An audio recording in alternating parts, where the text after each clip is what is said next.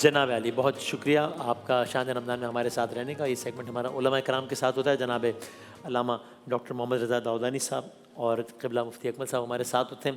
آپ کے سوالات ہوتے ہیں، ہم نے آپ کو ایک ٹیلی فون نمبر دیا ہوا ہے یکم رمضان سے، کہ جس پر آپ اپنے سوالات آڈیو ویڈیو کی صورت میں بھیجتے ہیں اور ان کو ہم شامل کرتے ہیں۔ چلائیے پہلا سوال، چلائیے ہم گفتگو کا آغاز کرتے ہیں علماء سے۔ ہاں جی، السلام علیکم۔ وعلیکم میرا السلام۔ سوال یہ ہے کہ سوشل میڈیا پر کسی کی کردار کشی کرنا یا اس کے بارے میں منفی تبصرے کرنا غیبت یا بہتان میں آتا ہے؟ جی مفتی صاحب۔ اعوذ باللہ من الشیطان الرجیم، بسم اللہ الرحمن الرحیم۔ دو چیزیں ہوتی ہیں اس میں کہ بعض لوگ ایسے ہوتے ہیں کہ جو اپنے بعض پہلوؤں کو شخصیت کے، ذات کے، کردار کے، اخلاق کے مخفی رکھتے ہیں، صحیح۔ اور وہ پہلو اگر پبلک کے سامنے نہ آئیں تو وہ اس سے فائدہ اٹھا کے دھوکہ دیتے ہیں، فراڈ کرتے ہیں، لوگوں کو لوٹتے ہیں۔ اس قسم میں تو ترتیب یہ ہوتی ہے کہ پہلے پرسنل اگر آپ کا کوئی کانٹیکٹ ہے تو اس کی اصلاح کی کوشش کریں، ٹیبل ٹاک کریں، تاکہ چلو راز بھی راز رہ جائے اور وہ اصلاح کر لیں۔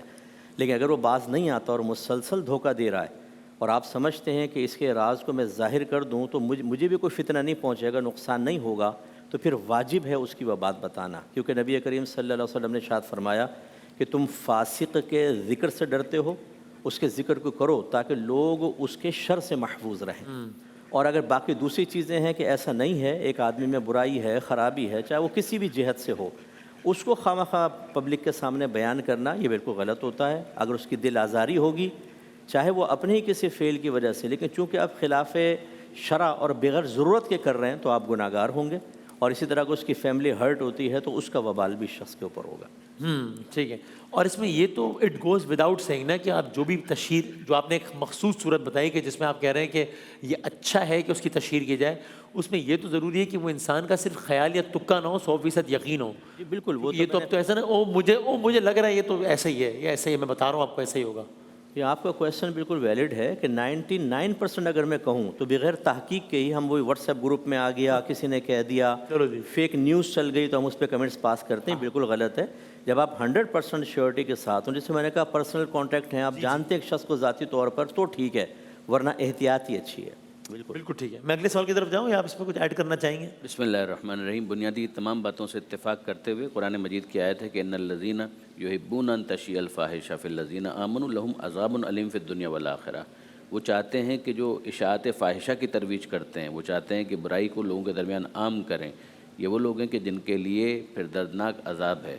صاحبان ایمان کے معاشرے کے اندر ایک ایمبیانس، ایک انوائرمنٹ، اس کو پازیٹیو ہونا چاہیے، کیریکٹر اسیسینیشن نہیں ہونا چاہیے، کردار کشی نہیں ہونی چاہیے، اور اس کو بے چٹخارے کے ساتھ بیان کرنا، اس میں اصلاح سے زیادہ نفس کو کوئی نہ کوئی لذت دینا مقصود ہوتا ہے، جو ظاہر ہے کہ ماہ رمضان کی اسپرٹ کے بھی خلاف ہے، بطور عمومی اسلام کی اسپرٹ کے بھی خلاف ہے۔ بالکل ٹھیک ہے، بالکل۔ اگلا سوال جو ہے چلا دیں، اس کا تقریباً جواب آ گیا ہے ویسے، لیکن چلا دیں اگلا سوال۔ علماء کرام سے یہ سوال ہے کہ اگر کوئی شخص کسی کے عیب کو صرف اس لیے بتائے کہ دوسرا دھوکے میں نہ آئے تو اس کا حکم کیا ہے؟ جی مفتی صاحب، ہو گیا وہی ہو گیا نا، وہی بات ہو گئی، یہ تو بات آ گئی ہے، بالکل ٹھیک ہے۔ چلیں جی اگلا سوال چلائیں۔ السلام علیکم۔ میرا آپ سے یہ سوال ہے کہ اگر دوستوں کے محفل میں کسی کی باتیں ہو رہی ہوں اور ہم وہاں بیٹھ کے سب سن رہے ہوں تو کیا یہ بھی غیبت میں شمار ہوگا یا نہیں؟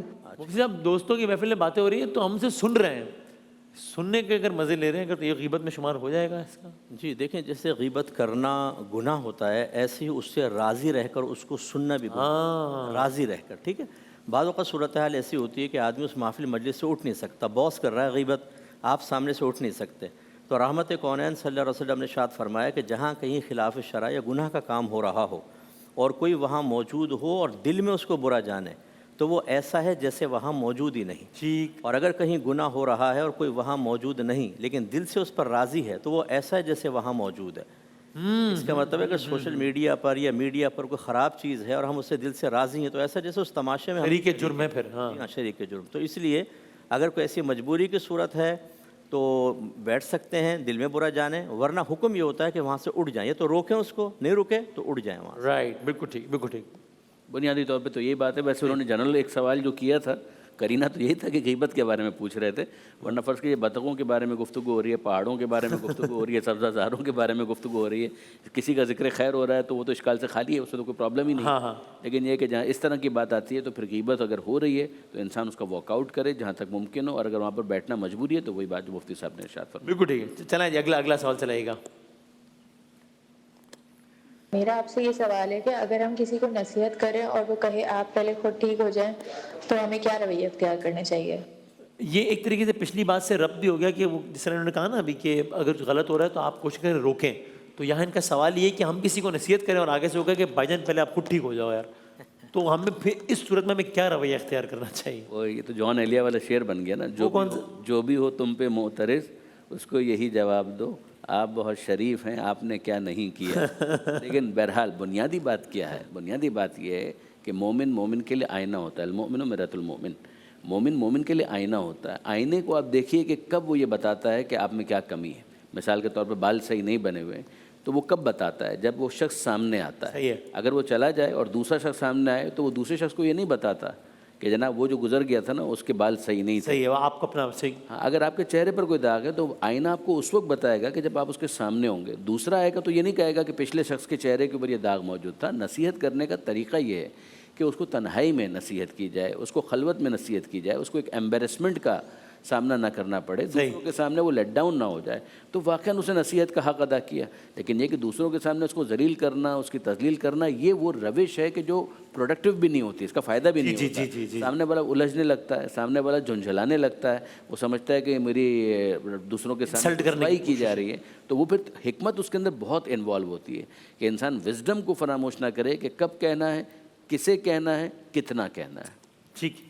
جی اس میں دیکھیں یہ ہے نبی کریم صلی اللہ علیہ وسلم نے ارشاد فرمایا تم نیکی کا حکم کرو چاہے مکمل نیک نہ بن سکو، اور تم برائی سے روکو چاہے مکمل طور پہ برائی سے نہ بچ سکو. اچھا. اگر میں خراب ہوں اور کوئی شخص خرابی کر رہا ہے تو میرے لیے تو صحیح مسلم شریف کی حدیث سے سرکار نے فرمایا تم برائی کو دیکھو، اگر ہاتھ سے بدل سکتے ہو تو ہاتھ سے بدل دو، ورنہ زبان سے بدلو، ورنہ کم از کم دل میں برا جانو اور ایمان کا کمزور ترین درجہ ہے. ہاں یہ اس کی بات، اگر اس نے کہا کہ پہلے تم خود تو عمل کر لو، یہ میں نے کہنے کا موقع کیوں دیا؟ مجھے عمل کرنا چاہیے تھا، بہت اچھی بات ہے، میری زبان میں تاثیر پیدا ہوتی. لیکن اس کا یہ کہنا کہ جب تک تم نیک نہیں بن جاتے ہمیں نہ کہو، یہ بالکل غلط ہے. صحیح. ہاں. اور ہمارے اچھا یہ تو اس طرف سے رسپانس ہے. بعد ہمارے لوگ خود نہیں کہتے ہیں کہ جی میں پہلے نیک تو بن جاؤں نا یار، پھر میں تبلیغ کروں گا. ہم انہیں یہ سمجھاتے ہیں کہ گورنمنٹ آف پاکستان یہ اعلان کر دے کہ آپ نیکی کا حکم کریں 1 لاکھ روپے ملیں گے، اور سامنے والا مان جائے تو 1 لاکھ اور ملیں گے، 2 لاکھ، اور نہیں مانے تو 1 لاکھ تو ملیں گے. اب بتائیں کریں گے کہ نہیں کریں گے؟ جان مار دیں گے سب کرنے کے لیے. کرو تو بھائی آپ کو تو ثواب ملے گا نا. آپ کہیں سامنے والا کچھ بھی کہہ رہا ہے، ہمت کریں. اور ہم نے دیکھا ہے بعض اوقات کسی کی بات اچانک دل پہ اثر کرتی ہے، بالکل ایسا ہوتا ہے. یہ بات آدمی وہ ہدایت کا لمحہ ہوتا ہے، ایسا ہوتا ہے، ضائع نہیں کرنا چاہیے. ہاں بالکل ایسا ہوتا ہے. صحیح بات. چلیں جی اگلے سوال کی طرف بڑھتے ہیں. السلام علیکم. اگر کوئی شخص صدقہ دے کر فوراً تصویر سوشل میڈیا پر لگا دے تو اس کے ثواب پر کیا اثر ہوتا ہے؟ جی مفتی صاحب صدقہ دیا ہے تو تصویر لگا دی اگر تو دیکھیں 2 حدیثیں ہیں، انما الاعمال بالنیات، عمل کو دار و مدار نیتوں پر ہے. اور ایسے سرکار نے جو لکل امرئ ما نویٰ فرمایا، ہر شخص کے لیے وہی ہے جس کی اس نے نیت کی. واہ صحیح. اس سے ہم ایک قاعدہ اخذ کرتے ہیں الامور بمقاصدہا، تمام معاملات اپنے قصد و ارادے کے ساتھ ہوتے ہیں. صحیح ہے. اس لیے فرسٹ آف آل تو ہمیں اس سے بدگمانی نہیں کرنی چاہیے. ہو سکتا ہے کہ وہ ترغیباً لگا رہا ہو کہ چلو مجھے دیکھ کر اور بھی کر لیں گے، یہ سب سے اچھی چیز ہے. بالکل ٹھیک. لیکن خود اپنی نیت کا حال تو آدمی خود جانتا ہے. قبر کا حال مردہ ہی بہتر جانتا ہے کہ کیوں لگا رہے ہیں آپ. اگر تو دکھانا مقصود ہے، دکھاوا، تو یہ آپ کے اعمال کو ضائع کر سکتا ہے. لا تبطلوا صدقاتکم بالمن والاذی کالذی ينفق مالہ ریا الناس. اپنے صدقات کو احسان جتا کر اور تکلیف پہنچا کر اس شخص کی طرح ضائع نہ کر دو جو لوگوں کو دکھانے کے لیے مال خرچ کرے. ریا الناس. بالکل احتیاط کرنی چاہیے. پھر کیا بات ہے اس پہ آپ اس کے اندر قرآن مجید میں انہی آیتوں کے سیاق و سباق میں اگر دیکھیں گے نا، سورہ بقرہ میں یہ پورا ایک پیراگراف ہے بہت لمبا چوڑا، یعنی کئی صفحات پر مشتمل، جو انفاق فی سبیل اللہ کو ڈسکس کرتا ہے. وہاں پروردگار عالم نے ان دونوں چیزوں کو ڈسکس کیا ہے. ان تبدوا الصدقات فنعم ہی، اگر تم اپنے صدقے کو ظاہر کر دو یہ کتنا اچھا ہے. یعنی عام طور پر یہ ذہن میں نہیں آتا کہ یہ بھی اچھا ہو سکتا ہے، لیکن ساتھ ہی ساتھ کہا کہ ان تخفوها وتؤتوها الفقراء، اگر اس کو چھپاؤ اور فقراء کو دے دو فهو خیر لکم، یہ تمہارے لیے بہتر ہے۔ صحیح، بنیادی بات وہ یہ کہ نیت کے نیت کا معاملہ اس میں، اور واقعاً کسی کی نیت پر گرفت کرنے کا مجھے کوئی حق نہیں ہے کہ میں جج بنوں، ہاں لیکن بہرحال جو یہ کام کر رہا ہے نا اسے بہرحال اپنے نفس کا محاسبہ خود کرنا چاہیے۔ بل الانسان علی نفسہ بصیرہ ولو القی معاذیرہ، انسان خود اپنے نفس کو جتنا جانتا ہے کوئی دوسرا نہیں جانتا، چاہے وہ کتنے ہی ایکسکیوزز پیش۔ کیا بات ہے، ٹھیک چلیں جی ایک اور سوال شامل کر لیتے ہیں۔ السلام علیکم۔ وعلیکم السلام۔ میرا نام فاطمہ ہے اور میرا سوال یہ ہے کہ میرے بابا کا انتقال ہو گیا ہے، تو کیا میں رمضان اور مبارک کے روزے ان کو ایصال ثواب کر سکتی ہوں؟ اللہ آپ کے والد صاحب کی مغفرت فرمائے انشاءاللہ۔ قبلہ فقہ حنفی کی روشنی میں جو ہمارے علماء کی تحقیق ہے وہ یہ ہے کہ آپ ہر قسم کے عمل کا ثواب ایصال کر سکتے ہیں، ٹھیک، فرض، واجب، سنت، نفل، جو بھی آپ پڑھیں، جو بھی آپ عمل کرتے ہیں، اللہ تعالیٰ سے حسن ظن قائم رکھتے ہوئے دعا کریں اللہ تعالیٰ اس عمل کی جزا، اس کا بدلہ، اس کا ثواب فلاں کو بھی پہنچا دے، انشاءاللہ پہنچے گا۔ اس میں کوئی رائے مختلف ہے؟ ایصال ثواب میں بالکل یہی مسئلہ فقہ جعفری کا ہے کہ بالکل یہ دعائے پروردگار عالم کی بارگاہ میں کہ مالک یہ عبادت ہم نے کی ہے، تیرے فضل و کرم سے امید ہے کہ تو اسے قبول کرے گا، کچھ نہ کچھ اس کا ثواب ہوگا، مالک ہماری طرف سے یہ ہدیہ ہے فلاں مرحوم کے لیے، ایون زندہ کے لیے بھی کیا جا سکتا ہے، لیکن یہ کہ مرحوم کے لیے بھی کیا جا سکتا ہے اور اس میں کوئی حرج کسی قسم کا نہیں ہے، کوئی پرابلم نہیں۔ ایک آخری سوال ہم چلا رہے تھے، چلائیں جی۔